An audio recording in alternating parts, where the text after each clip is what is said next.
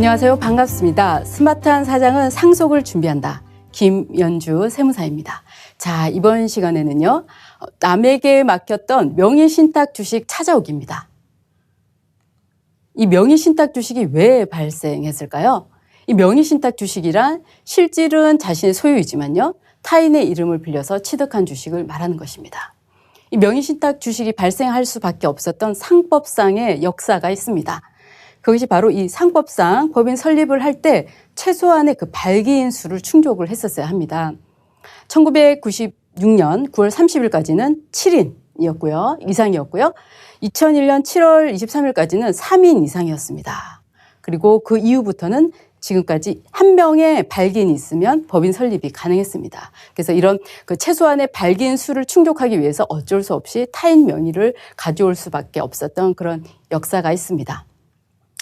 또 다른 이유 하나는요, 보면 이 과점주주의 납세 의무 회피를 하기 위해서였습니다. 이 과점주주란 주주 1인과 특수관계에 있는 이 주주들의 합계 주식 비율 자체가 50%를 초과하면서 이 법인의 실질적인 권리를 행사하는 주주입니다. 이 과점주주에게는요, 이 두 가지의 세금이 추가로 부과가 됩니다. 그 첫 번째 역할을 하는 것이 바로 과점주주의 법인의 제2차 납세 의무입니다. 법인이 부담해야 될 세금이 체납되었다면 법인을 실질적으로 움직였던 그 과점주주에게 법인세를 부담시키는 것이죠.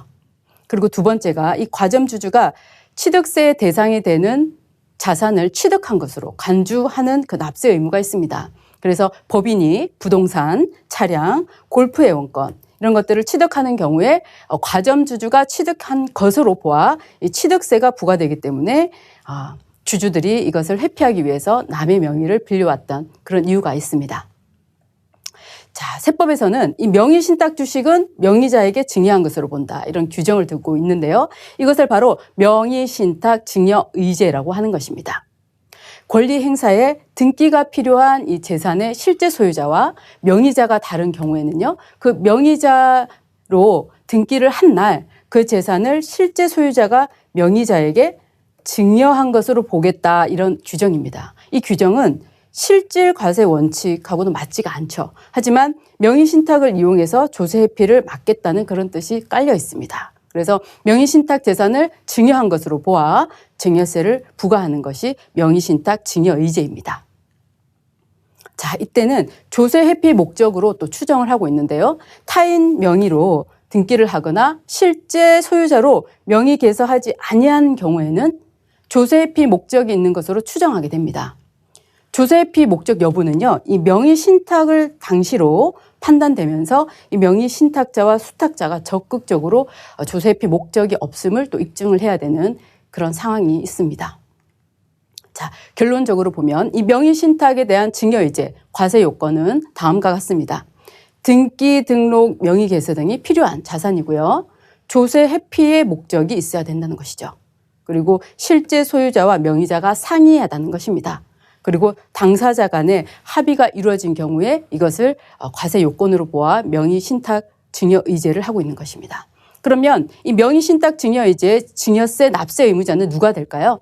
2018년까지는요, 명의수탁자가 납세 의무자이고 명의신탁자가 명의수탁자와 연대해서 납세 의무를 지었습니다. 하지만 19년 법이 개정되면서요, 이 증여의제에 해당하는 경우에는 명의자가 아닌 명의를 위탁한 실제 소유자죠. 위탁자가 되는 것이죠.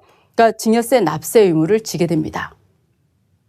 그러면 이 증여재산 가액은 어떻게 평가될까요? 그것은 증여일, 즉 명의자로 개설된 날, 현재의 명의자로 개설된 날, 현재의 시가 또는 보충적 가액으로 평가하게 됩니다.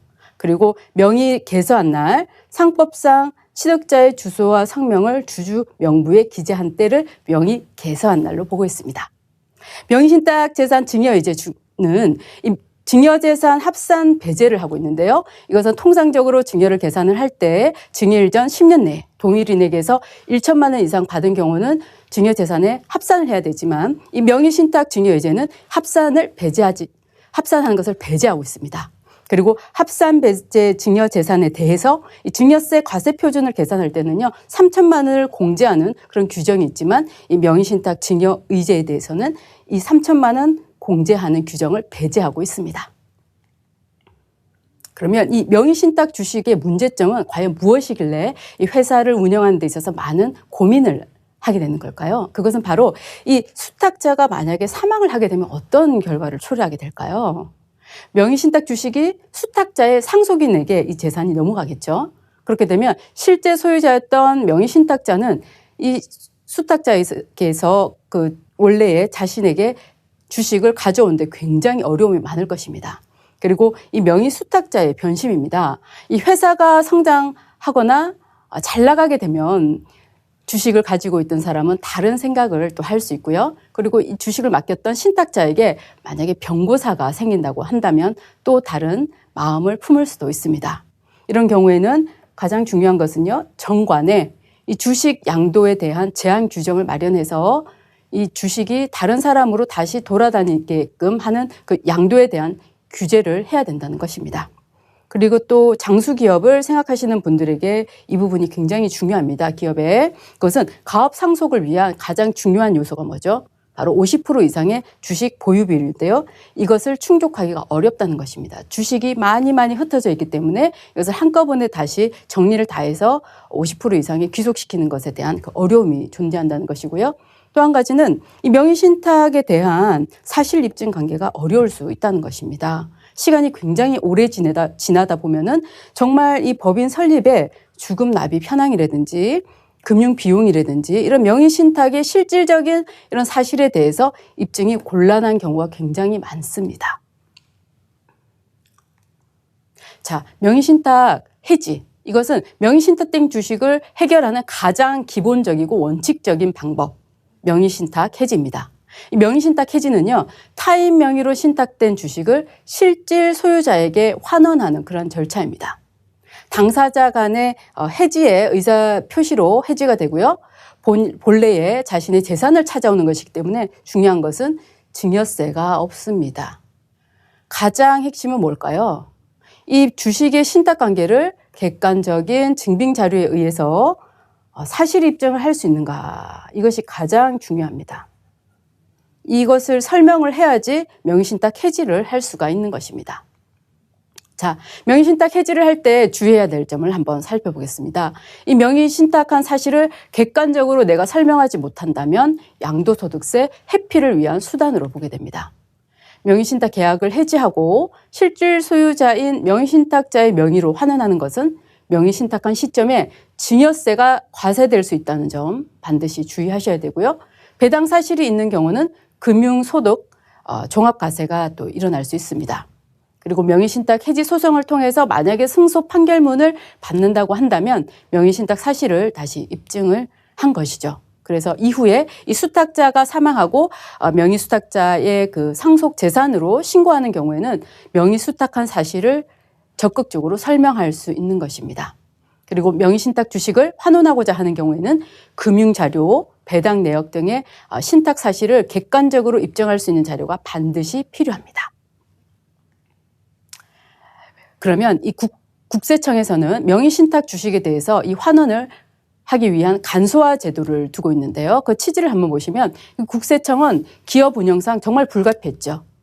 발기인을 7인 이상, 3인 이상 그렇게 두어야 됐던 그거를 인정을 하기 때문에 명의신탁 주식의 환원 절차를 좀 더 간소화하고요. 이 간소화를 통해서 납세자의 과도한 불편 그리고 행정상의 그 불확실성을 해소하기 위해서 만들어 두었습니다. 그리고 무엇보다도 이 가업 승계의 걸림돌을 제거하기 위해서 보다 원활한 기업의 안정적인 성장과 발전을 위해서 명의신탁 주식 환원 간소화 제도를 둔 것입니다. 그럼 이 신청 요건은 어떻게 될까요? 주식발행법인이 조세특례제한법상 시행령 제2조의 중소기업이어야 합니다.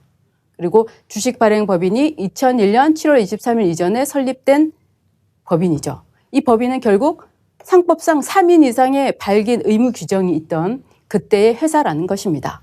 그리고 실제 소유자와 명의수탁자 모두 이 법인 설립 당시에 발기인이어야 되고요. 법인 설립 당시 명의신탁 주식을 실제 소유자에게 환원을 해야 됩니다. 그리고 만약에 법인 설립 이후에 이런 균등 증자 등을 원인으로 해서 명의 수탁자가 취득한 주식이 있다면 이것도 포함을 해야 합니다. 자, 그러면 이 신청을 할 때 제출해야 되는 서류는 다음과 같습니다. 명의신탁 주식 실제 소유자 확인 신청서가 필요하고요. 중소기업 등 기준 검토표가 필요합니다. 주식발행법인이 발행한 이 주식 명의개서 확인서도 필요하고요. 그리고 주식을 명의신탁한 사유에 대한 실제 소유자와 명의수탁자의 확인서가 필요합니다. 그리고 당초에 실제 명의신탁에 필요했던 그런 입증 자료, 그것을 설명할 수 있는 증빙 자료가 가장 중요한 것입니다. 주금 납입, 배당금 수령, 금융증빙이 필요하고요. 신탁 약정서, 법인 설립 당시의 정관, 주주명부, 법인 등기부 등본 이런 자료가 반드시 수반되어야 합니다. 이러한 신청 서류는 실소유자 주소지 관할 세무서에 제출을 하면 되고요. 만약에 이 실명 전환 주식가액이 20억 원 이상이거나 도저히 서류만으로는 실제 소유자를 확인할 수 없습니다. 이럴 때는 명의신탁 주식 실명 전환 자문위원회에 이 자문을 거친 후 결정을 하게 됩니다. 이 명의신탁 주식 환원 간소화 제도의 가장 중요한 점은 무엇일까요? 그것은 이 명의신탁 주식은 실소유자 환원 후에 신청하는 제도입니다. 만약에 이 명의신탁 사실을 인정받지 못하게 된다면 환원 시점을 기준으로 증여세가 부과될 수 있음을 반드시 인지하고 계셔야 합니다. 자, 이에 반해서 이런 명의신탁 주식, 차명 주식을 탈법적으로 이용하는 그런 조세 행위를 차단하기 위해서 국세청은 아주 강력한 시스템을 마련하였습니다. 그것이 바로 차명 주식 통합 시스템입니다. 이 차명 주식 통합 시스템은요, 편법 증여나 고액 탈세, 주가 조작, 조세 회피 등의 경제 질서를 교란하는 행위에 대해서 아주 엄정하게 대처를 하고 있습니다. 2016년부터 NTIS 정보 분석 시스템을 기반으로 차명 주식에 대한 통합 분석 시스템을 마련했고요. 차명 주식을 통한 각종 탈세 행위를 적발하고요. 세부담 없는 이런 대물림을 방지하겠다는 그러한 뜻입니다. 자, 그래서 장기간에 걸친 주식 보유 현황, 그리고 취득, 양도 등의 이 주식 변동 내역, 각종 과세 자료, 금융정보 분석원, 이런 외부 기관 자료까지 다 연계를 해서 주식의 취득, 보유, 양도 과정을 통합적으로 분석을 한 뒤에요. 명의신탁 혐의가 높은 자료를 선별해서 검증해 나가고 조사를 해 나가는 것이 바로 이 차명주식 통합 분석 시스템입니다. 자, 지금까지 남에게 맡겼던 명의신탁 주식 찾아오기였습니다. 명의신탁의 개념은 무엇이고 왜 명의신탁 주식이 발생할 수밖에 없었으며 명의신탁 주식의 문제점 그리고 명의신탁 간소화 제도에 대해서 살펴보았습니다. 스마트한 사장은 상속을 준비한다. 김연주 세무사였습니다. 감사합니다.